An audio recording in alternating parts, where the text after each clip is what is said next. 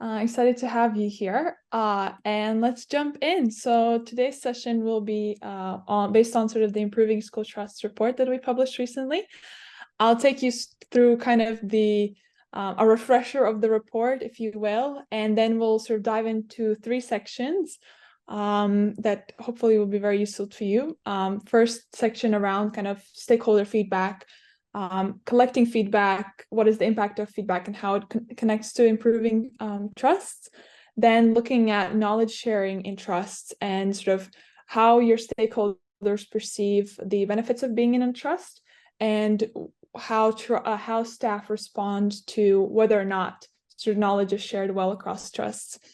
And at the end of each sort of these sections, Tamsin and I will engage in a bit of back and forth about what this means for the sector and sort of what she can add from her particular experience at TEDRAC Trust.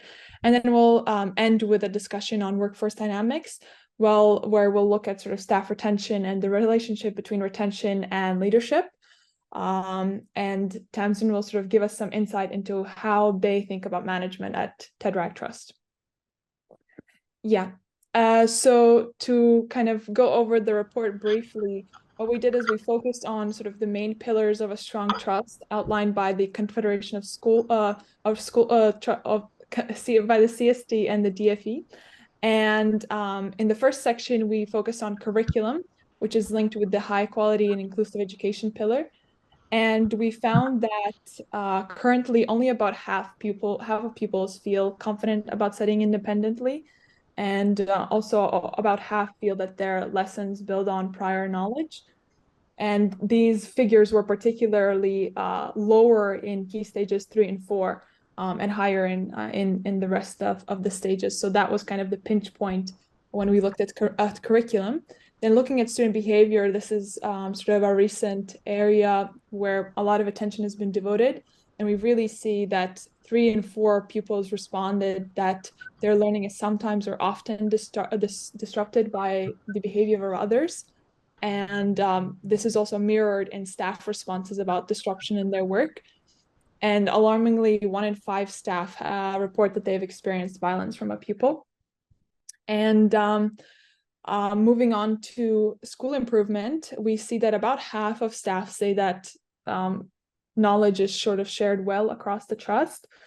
And and sort of if we look at the perceived benefits of being in a trust, parents actually sort of responded more positively than staff.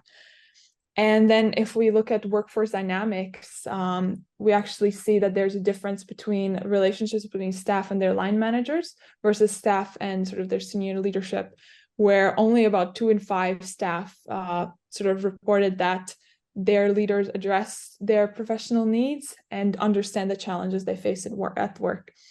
And then the last section is sort of a very important bit for us, which is talking about stakeholder feedback. And although we know that trusts collect feedback, I'll keep you a bit in suspense as to what is the impact of sort of all that feedback that has been gathered. But these are the sort of domains and the pillars outlined by the Confederation of School Trusts and the Department of Department of Education. And we see that they sort of have 5 common pillars that I mentioned in the previous slide. The CST, there are some domains that are kind of merged in one. If you look at strategic governance and expert ethical leadership, for DFE, that is one pillar. And then the CST's domain of public benefit and civic duty, that's kind of intertwined in the other pillars. So really, we really see kind of a single framework for what it means to be a strong, high quality trust. And reading these documents is all fine, but you don't get a sense of, as a trust leader, as a person working in a trust, what does this mean for you? Where do you need to focus your attention? What does the sort of picture look like across trusts in the UK? And that is sort of what our report attempted to really focus on.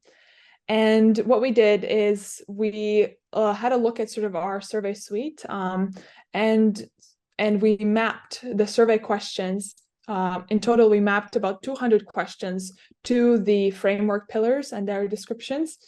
And so, for example, we had a look at our pupil experience survey, our parent survey, our staff survey, and also a survey for trust leaders that was run in collaboration with the CSD.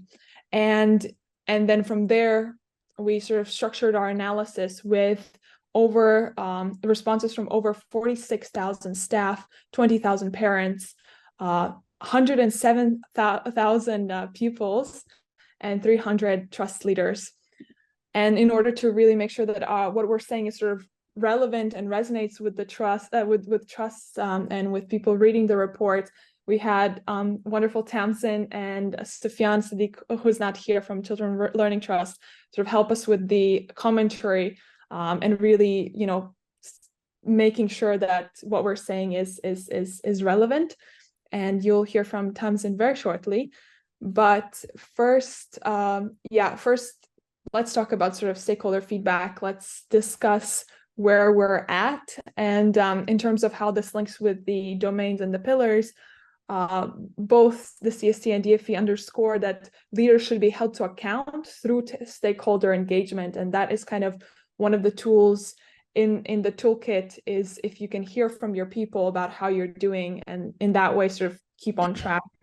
Then the DFE also sort of explicitly mentioned that that parents, schools, and communities should be involved in order to ensure that decision making is driven by engagement from your stakeholders.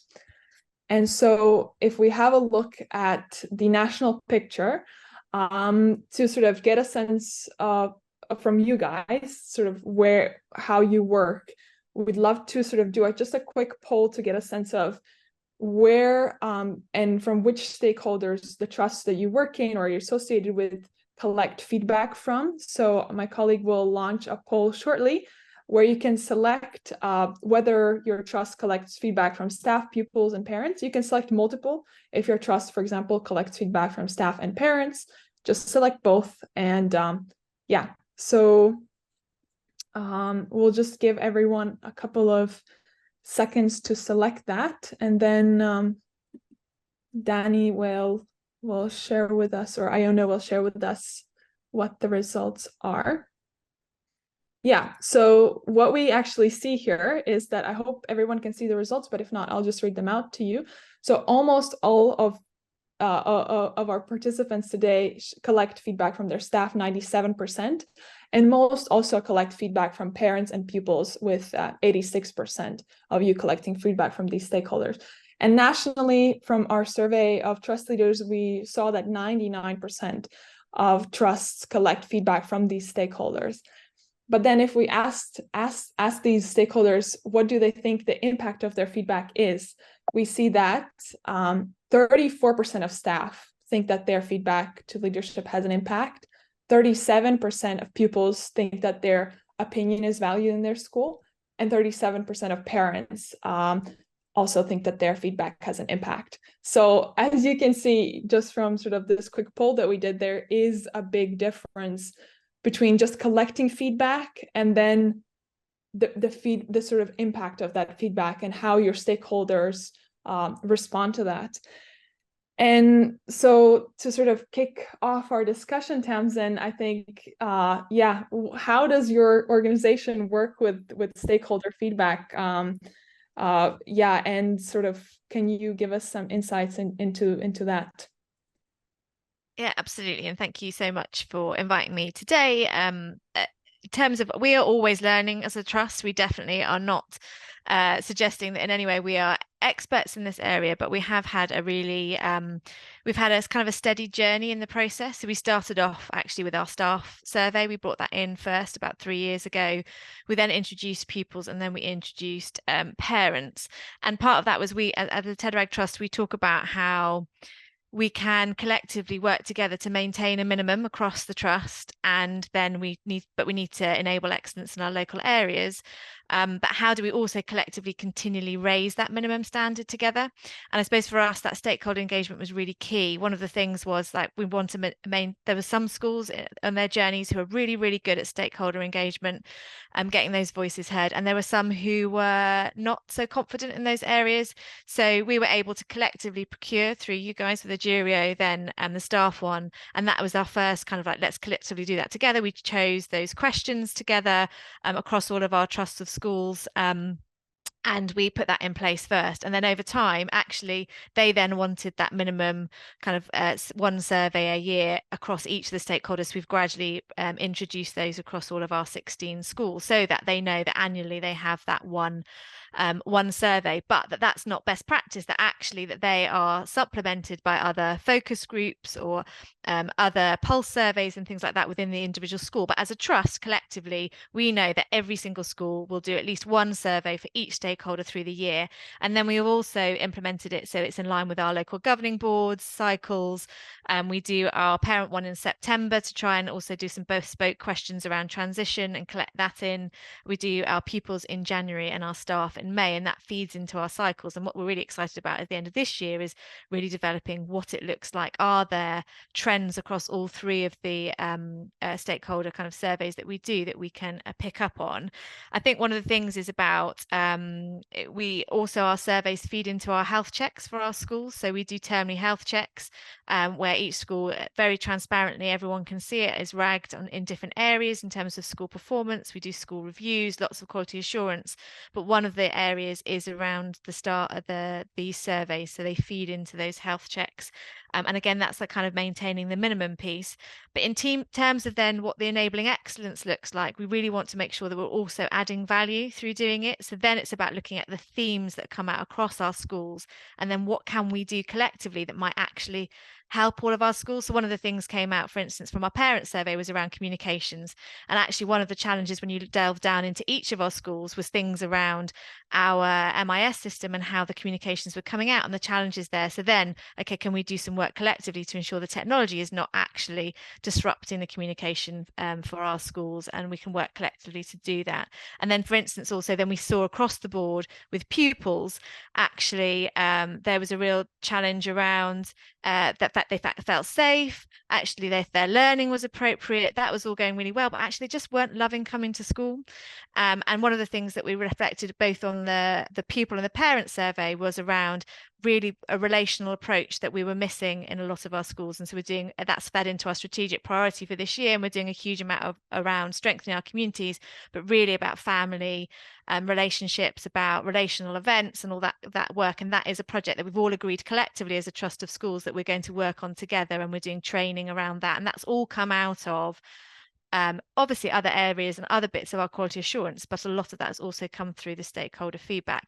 Interestingly, over 3 years, though, the staff one, and that engagement where you're at 34% nationally, because we've been doing it for 3 years, that's now at 42%. So we've seen an improvement there. Whereas parents, which we only introduced last year, is an embarrassing 29%. And so we've got a lot of work to do in the parental piece and about their feeling that their voice is heard. But we can see from having done that work steadily over time with the staff that we are heading in the right direction. There's still a long way to go, but yeah, that's kind of where we are at.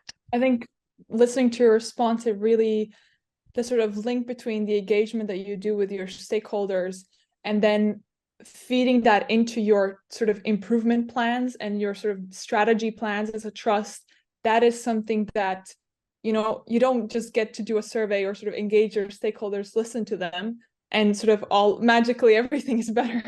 There is a lot of that work that I'm assuming you do sort of behind the scenes of linking it with your plans, making sure that there is that integration happening with taking the voices, sort of taking the data, looking at sort of what this means for us, what are the priorities that we can sort of develop from this, and then how do we do that, and then how do we sort of, you know, keep the cycle going. So I think that in and of itself is sort of kind of, yeah, it is that sort of, you know, maybe tedious but sort of promising process of developing your trust and improving your trust. You mentioned now just briefly that you sort of have different schools that were sort of in different, you know, at different levels of stakeholder engagement, and sort of also between stakeholder groups, you had different levels of engagement. So can you just briefly speak to sort of the challenges you've had with engaging your stakeholders, whether it be across schools or across groups, and how you've addressed this one or two challenges, whatever sort of you feel like, yeah, just explaining. Yeah, and I think starting off was just about how the process is. So actually sharing best practice about how you engage. So with the pupils, actually, we've got some there. We've really got high levels of uptake through sharing best practice about how to do that within school time, how to administer it in a way that is value for effort, to get the largest number involved with that. Staff, similarly, again, actually being transparent with data. I think it's the John Doerr OKRs, which is like transparency seeds collaboration, but that actually we just share. So we are shamelessly, we have all head teachers meetings every 3 weeks. We share how everyone's performing, and there's a lovely, healthy element of competition that people want to get the uptake with our stakeholders, which really helps. I think with parents have been our most challenging piece because we have to work a lot. I think that post we found as a trust, and I'm sure others had that post pandemic, that social contract is broken. There's a lot of things around attendance. So how do we get parents to feel that their voice is really valued and that taking these surveys is going to have an impact? And that's why also we need to do it alongside this relational piece, because I think until we do that, we're not going to see the uptake from parents that we would like to see. But it is also very much linked to the culture of each school. In terms of, I think one of the things that, from your point about the challenges, is that we're always looking at how do we enable the school for their particular unique school improvement journey, and they get out of the survey what they need, and then at a trust level, what it is that we're kind of getting out of it as in terms of those collective themes. One of the things that we've introduced is a system now where it's quite scaffolded in terms of the timeline of doing the survey. We're doing a lot of work in training around how you do really, really good analysis against your strategic priorities for your school, and doing training and development in that for those schools that are not so confident in it, particularly, but also that every school then meets with our deputy CEO or executive director for education to talk through what the outcomes of the stakeholder engagement survey has been, and what the intended actions are, and most importantly, what is then going to be communicated to that particular stakeholder group in terms of what are the celebrations and what are the areas for development and what the next steps are. So that is part of the structure and kind of cycle and rhythm of the year now. Yeah, I think something that probably, just to recap your answer, transparency, transparency, and transparency, that is kind of a key takeaway, it seems like, from your experience, that working with data, working with surveys is people can have their reservations about sharing information about how this information is going to be used. If we think about staff, whether that will reflect on their sort of work performance and so forth. So reiterating and explaining the process of sort of that this data is anonymized, and sort of how you're going to use the data and what this means, I think that is really key. And then kind of obviously taking into account the layered nature of this process, that there's kind of the school level, the trust level, and across these levels, there should be something useful to sort of both the individual schools and the trust as a whole. Yeah, I think that's been really, really useful to hear from you on that. And then now to sort of move into some meaty topics, talking about trust. Elisa, sorry, before we move on, there are a couple of questions in the chat, maybe just worth passing those on to Tamsin. I thought that the plan is that Iona will go through the questions at the end, but happy to readjust. I suppose as they're related to this section, okay, we can do that now. We'll see what that impacts on the final timeline. Yeah, so there's a couple of comments. Tamsin just ask the checklist for your health checks. Is that something that you would be willing to share across the group? Perhaps you could, if you're happy to, could send it to me and we could distribute it afterwards. Yeah, I mean, if there's things that I talk about afterwards, and if you want to keep a list, and then we can go through it at the end, and we'll share what we can. Yeah, the health checks have been really helpful. We talk about targeted through them. We then decide whether we have targeted support, intensive support, or whether we just continue with the core offer. And actually, schools have got to the point now where they like that, like they want to be put, like they would like the targeted support to be an outcome, because they know they might get additional support in particular areas. But yeah, that I can definitely share some of that. Awesome. And then Ernest asks what formats you use to communicate back to stakeholders once you've gathered up feedback through surveys or other channels. How do you then feed that back? Yeah, that is a real work in process. So what we're hoping to do for this year, the plan is to do a complete variety in terms of video. So videos, letter communications, and then also social media for the different platforms. So we're using more and more Facebook for parents, LinkedIn for sort of staff, and then kind of sharing things in terms of education sector more widely on Twitter is probably what we're doing in terms of social media. But to try and get the message out there. The other thing is that what we're trying to do, and this is, I'm confident that everyone will have we just done the parent survey, will have communicated by half term to all of their parents through one form or another, but that actually we need to work on how they can communicate throughout the whole of the year about those things. So that is our next stage, is how we keep that momentum going, and it doesn't just feel like a one-off annual communication around how their voice is having impact. Awesome, thank you. Let's head to the next section, and as with this section, please do write as many questions as you have in the chat. If they relate to this section, we can pause again at the end of this one and go through those questions as well.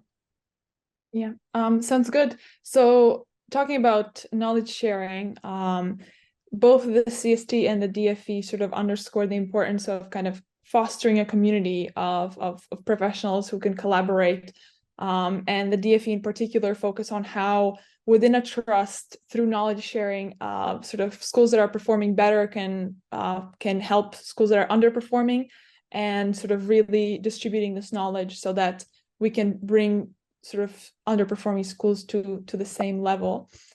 And if we have a look at sort of, first of all, how different stakeholders perceive the benefits of being in a trust, we see that actually parents are more positive about sort of how beneficial it is to be a part of a trust, with 46% being quite or very confident. And for staff, this figure stands at 37%. So Tamsin, just to get your sense, are you surprised by by sort of this difference between staff and parents? Yeah, we definitely were when I went to this, because we are completely the other way around. But then when you look at how we have worked as a trust in terms of our strategic priorities, we were very much a trust that stayed in the background. We haven't got big brands on our schools. You wouldn't really necessarily have known for many years that you were part of a TEDRAG trust school if you were a parent, but you would have known about it in terms of the staff, because we've worked a lot on what the benefits are for staff in terms of knowledge sharing and networks. I can talk a bit more about that in a moment if it's useful.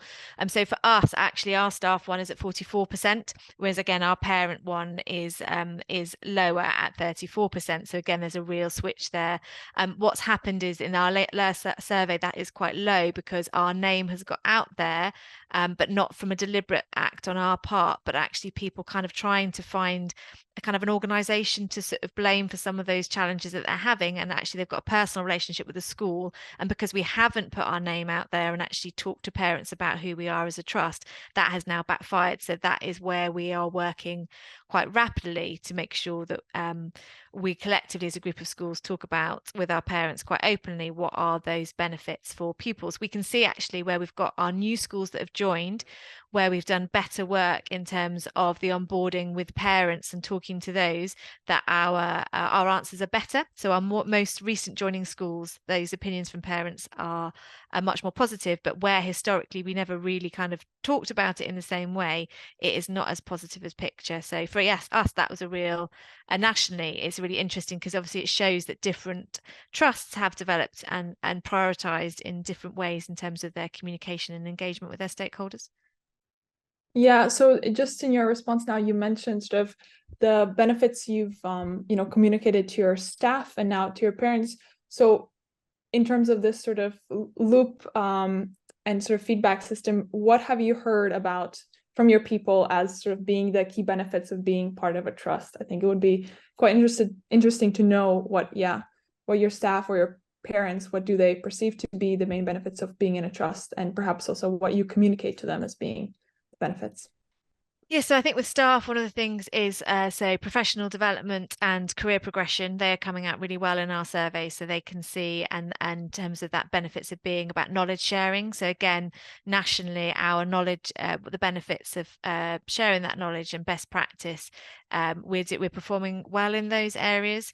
And again, that is not surprising because again, we invested quite heavily 3 years ago. We called it our strategic priority and was about relentlessly positive collaboration. We were quite open about about that. And that was what it was all about, is getting us together, creating those networks, creating those structures, the calendars. But also what we've been really explicit about is more than just, and I think I mentioned that report, more than just networks that just come together and share best practice. Actually, we come together and talk about, okay, how can we collectively agree some sort of minimum standards or things that we're all going to do to raise the bar across all of our schools. And that's quite exciting, dynamic conversations. And nearly every member of staff has got a network that they can attend. And we've also now introduced an investment week for staff, which will be the second week after half term. Actually, staff have investment week, and we've got training for every single member of staff. We should have training, getting people together, eating together for 1,600 staff across 2 of our schools, both in Plymouth and Exeter. So that is the benefit. You can see that is reflected. The things that we've put in place are then reflected in the answers that we're getting from our staff. In terms of parents, I think it's really early days, but they are not. They are now aware of us before. So the first survey, they didn't really know us, and then some things sort of we became more known, and so that actually we've gone up. I think we're over benchmark now. In fact, they know that they are part of a trust, but not necessarily for the right reasons. And so now it's about making sure that they understand what it is, in the same way that the staff can see that parents can understand what benefits that being part of this collective are having for their children. Yeah, no, I think that sort of cultivating that relationship will definitely sort of move you in the direction where parents are more outspoken about the sort of about the benefits. And I think what I'm really seeing in sort of your responses is kind of the evolving nature of, as you sort of collect this feedback, as you're, working with these priorities, that really things are not set in stone. Like right now, if your communication with your parents is just at, 20% or whatever, something really horrible, that doesn't mean, and I think that's also part of sort of the mindset of working with data, with feedback, is that you look at what's something that might be a very low number, but then you take that and you sort of run with it, and you come up with a plan, and you come up with a strategy, and then hopefully next year that's going to be better. So it is positive, and it is optimistic. And now sort of to shift a little bit more toward the knowledge sharing, we sort of contrasted in the report some of the questions that we had around sort of the relationship within a school among sort of staff and their colleagues. And we see that this relationship is kind of overwhelmingly positive. Staff really feel that they can, on the national sort of level, ask their colleagues for help. And sort of in other related questions, figures were very, very high. But then if we look at how well knowledge is shared across the trust, this figure is no longer as high. It's at about 56% of staff think that knowledge is shared very or quite well. And so we do see this sort of disparity. And yeah, Tamsin, I think you've already mentioned some bits and pieces, but in your commentary, you sort of say that, knowledge sharing by itself is not sufficient to realize the kind of trust dividend. And yeah, so just to kind of get a sense from you, what is needed to sort of just go beyond, just getting people together and sharing best practice, and yeah, how that is linked to the trust dividend that I think you pick up on in your commentary.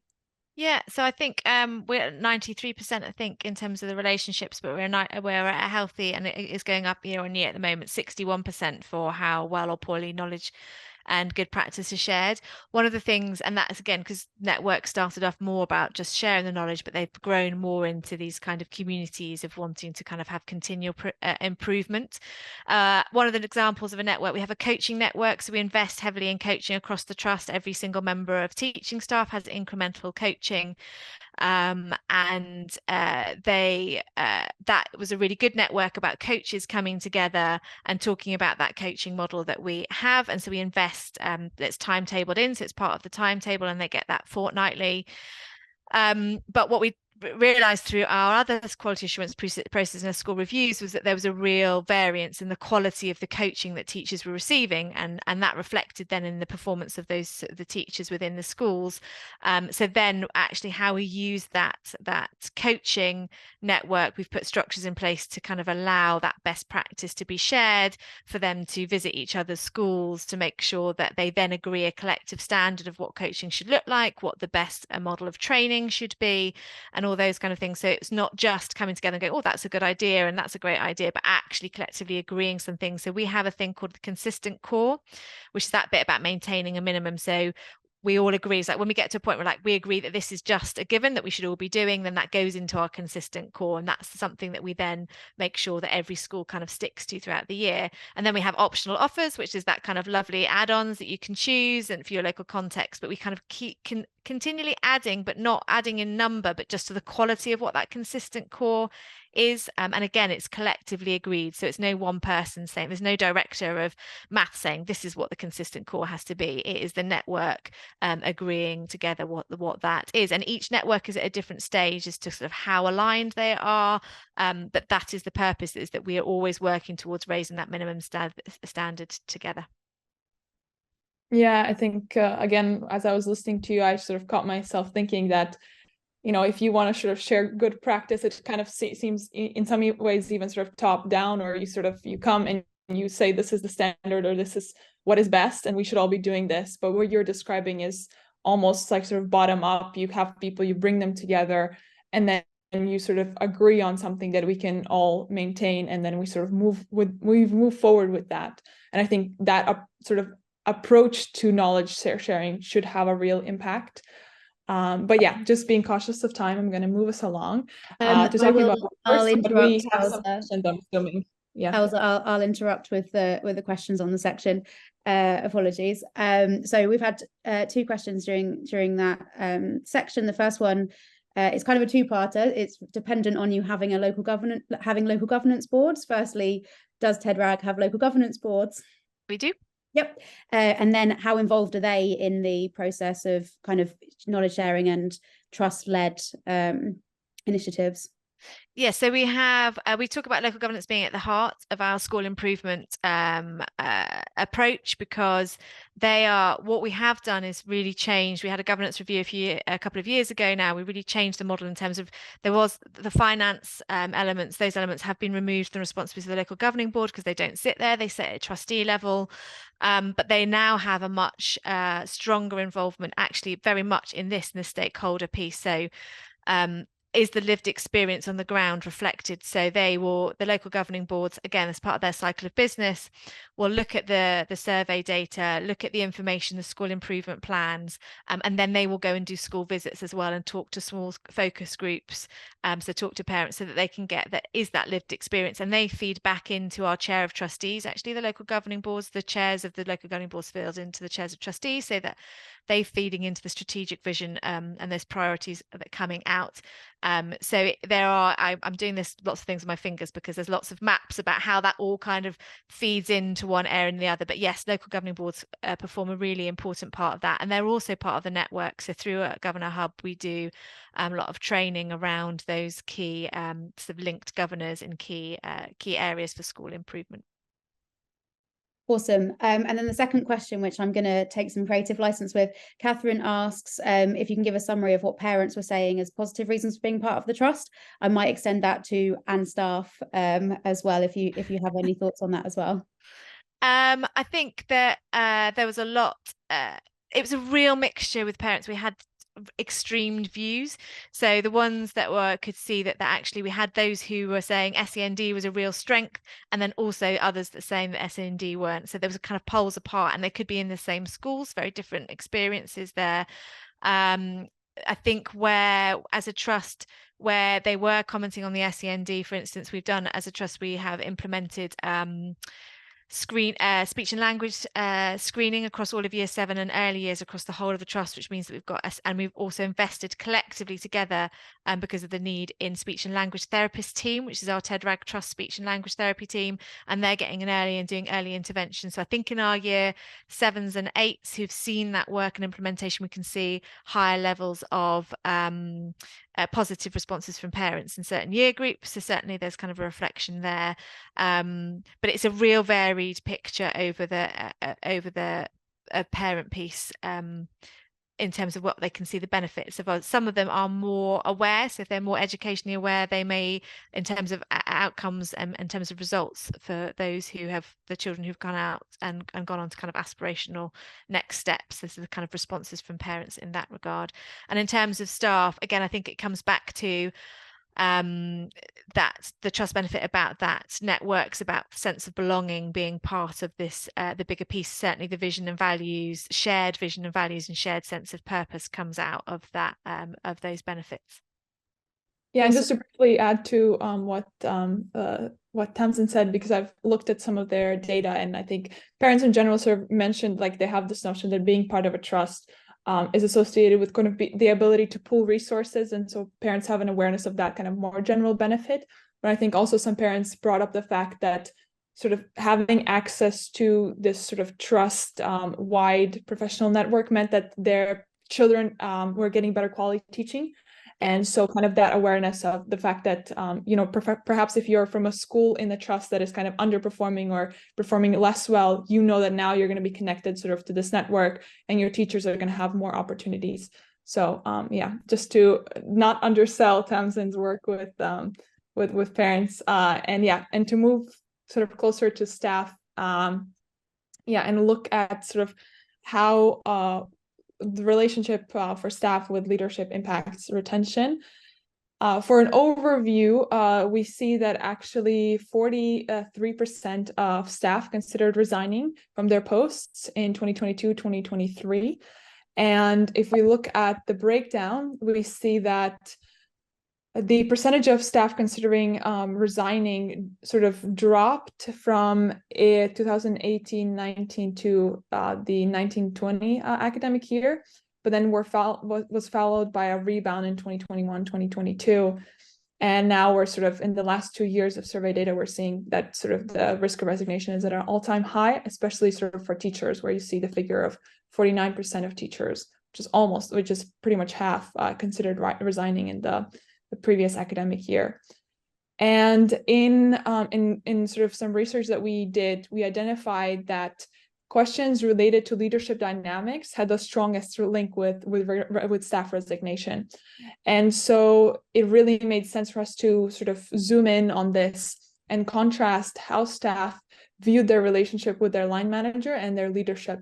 And we saw that there is sort of a healthy relationship between staff and their line managers and a conducive environment for open communication, because 74% of staff said that it's easy to make their views known to the line manager, and 70% said that their line manager takes their personal needs into account, which are very positive numbers, and it's great to see that. However, if we shift over to the relationship between staff and leadership, we see a sort of misalignment.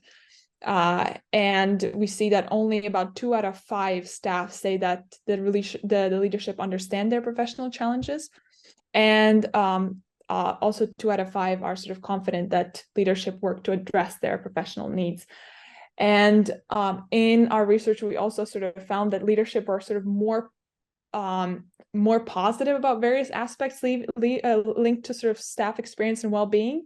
And so, you know, to put it in simple words, leadership think all is well and fine, but staff experience sort of doesn't reflect that.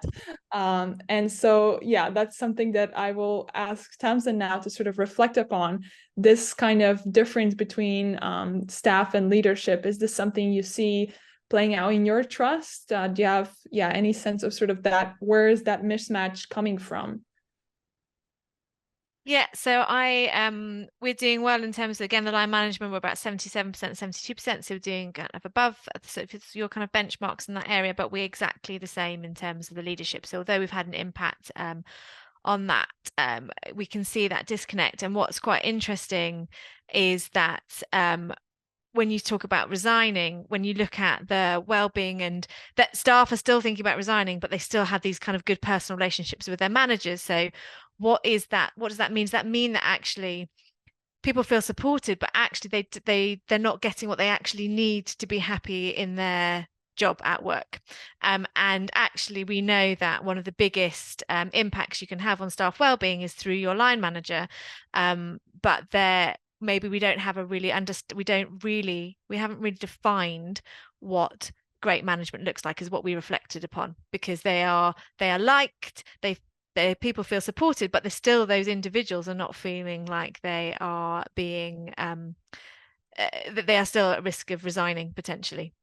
Yeah, and so yeah, go on. But so I think in your commentary, sort of you draw the conclusion of, it seems like there's a need for kind of a comprehensive leadership strategy, which then ensures that there is not sort of that very different perception of your line management versus your sort of leadership.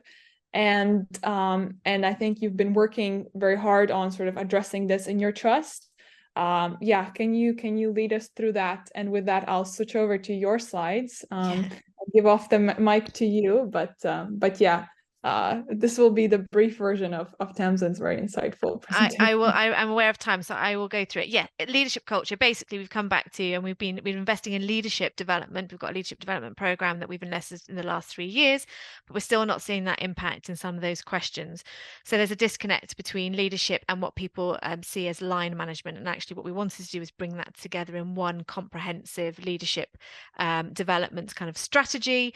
So we looked at great management, what it looks like. We thought it was really, really important, because obviously the biggest thing we know in the sector is about workload, and volume is the biggest issues in terms of stress. But then there's also the external factors, and then management style. If you don't get the management style for that, then that's when you can get a breaking point in terms of well-being. If you have high workload, you have then suddenly an external pressure, and then you haven't got that management support to get you through that. So that's what we've kind of been looking at. So I'm going to move forward in terms of, so just that came through, as you can see, actually leadership dynamics, we're not doing too badly in the trust. It's going up year on year. And yet, as you saw earlier, there's still this disconnect in terms of people feeling like leadership. So overall leadership seems quite strong in the trust, apart from this piece about leadership seeming not to understand the challenges of each of our individual members of staff within the organisation. So if we move on to the next one. What we've done is we've really looked, and we've reowned. There was lots of debates about using the term management. Lots of people don't like it, but we decided that we would like to reimagine the word and reown it. And so we were looking at a model where actually being really explicit that one of the main roles of a great manager is to help an individual gain a sense of belonging. And that is also about being connected to the organization as a whole, to your individual team, the school team, and then the trust team as well. And so actually a manager not sort of saying, well, or the trust said this, or the leadership team said this, and I can't do anything. I really understand, but there's nothing I can do because they said you've got to do it anyway, and kind of breaking down that kind of mentality. But actually saying a manager is about how you get an individual feeling like they're part of a wider sense of purpose, but also, and I'll flick into it in a moment, some other things as well that we think that sit in there, and being really intentional in training managers in that role. And then the other parts are growing individuals, planning for success under that, and managing the unexpected. And then also how managers build healthy teams. So we're developing training in those kind of 3 core areas. So just quickly in sense, the other is about core habits. So 3 areas that we train them in, but also 3 core habits, which are strong relationships, personal effectiveness, and having the highest standards. And I could speak for ages about all 3 of those, but that's kind of just a brief overview. And again, kind of seminars and training and workshops in those 3 habits for our great managers. We're running this pilot this year, and then we're hoping to run it out across the whole of the organisation from next September. But in terms of sense of belonging, where we've started is doing work in terms of the next slide. Lots of things. There's more than just this, but things like the mission and values, making sure that our managers are trained in terms of making sure diversity is celebrated and valued, rewarding and celebrating. How do you systematically actually do that? Making sure that people don't, that can get forgotten in the day-to-day kind of drive for tasks and improvement.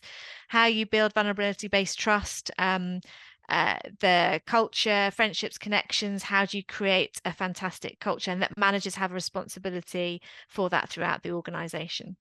And that's just a sort of tip of the iceberg. And then we're totally changing our appraisal process. So growing individuals now is about planning for success and breaking it down. So instead of formal line management meetings, actually, how do you plan for success? The whole role of a manager is, how can I help you be successful in your job? And then when tricky times come, how do I support you through those? And those are the two key areas. So the success piece, things like timely feedback, thinking about termly checkpoints and supporting and managing workload is a key area. So actually, we don't explicitly train our managers, I think, especially in the education sector, to actually support people. Like, how do you manage large workload? What are the tricks of the trade that will support you in that? We do a lot around pedagogy for our teachers, but not necessarily about like, what are the skills for managing workload. And at the next slide, Elsa, so I'm going to whiz through. So our planning for success, really breaking it down into sort of some key objectives, but the key thing is about having really easy key results for each term, so you know you've been successful, and breaking that down. And really importantly, that everyone has a really strong personal development plan, and we do a lot of training with our managers then about how you do that, and you coach people through a really, not just a tick box exercise, but a really a proper development plan, which is also linked to our development offer across the trust. And I am willing to this bit I mentioned already in terms of objectives key results, that bit about planning for success. There's a lot under that, but it's just simple about making sure that you help people be successful, and they know that they can see when they've been successful, and they can kind of breathe that in and enjoy those moments. And then this is the bit that I probably love the most, actually. The next one is how can I help meetings. So instead of formal support line management meetings where you try and cover everything off, well-being, all the things on the list, actually being much more led by the individual about what they need, and things like, it may be about, actually, I need to come to you, I need to talk, I need to check in with my priorities, I'm not sure they're right, actually I need to come and talk to you, I need 2 hours with you because we need to work on this project, I need just 20 minutes with you because actually I've got this workload pressure and I just need to talk that through, or I just need to be coached through this tricky problem, or I've got a staffing, whatever it might be. What we found is, through some research, through a group called Educators Thriving in America, they did a lot around well-being, and they said one of the single biggest factors in terms of managers improving well-being was one key question, which was, how can I help? And just asking that one question had a massive impact on improving the well-being of individuals. So being really clear on how they'll be successful, and then as your manager, how you can help them with that, is what we're working on and training everyone on. And again, just really being explicit on some of those things, and giving tools and training in how to manage that workload. And then the next slide. And then this bit was just about how you need to you go into a different mode when you're managing the unexpected, and what that looks like. And really about being relational, making sure that you've built the trust early doors if you've got a new manager kind of relationship, so that when things are tricky, they are the first person that you would go to talk through and explain what's going on, and that they're kind of your partner through any tricky periods. We quizzed our head teachers on our employee assistance program. We were actually doing quiz so that people know what support is out there and available, because what we've realized was that we are paying for these expensive packages, but actually nobody knows what resources are available. So just heightening that awareness, giving training, quizzing people so that they can have at their fingertips the things that they need to support individuals across the organization. And that's really a very fast, there's so much in it, but we are really hoping that through this, and we're doing this using the surveys as baseline, that over the next 2 to 3 years, by doing this and training, we will see a massive impact. The biggest challenge we've got with it is just about how we support our middle leaders, because a lot of people are promoted into heads of subjects, but they're not necessarily, we're looking at our recruitment process as well to make sure that we know that they've got the skills, or that we're going to support them to have the skills to be great managers, as well as being fantastic teachers of their and leaders of their subjects. Yeah, I think from sort of your discussion, it just really seems that you're focusing on kind of redefining in some sense the kind of management role, where you think of a manager as someone that kind of sets the sort of priorities for you and is kind of, again, that person that is kind of, just standing over you, as opposed to seeing them as a sort of your best resource for assistance, someone that will ask, how are things, how can I help you? And I'm sure that will sort of play a big role in shifting the sort of perception of leadership, from being someone that is kind of, saying things to you and you have no recourse to sort of change those things, but someone that is kind of next to you and wanting to help you grow in your profession.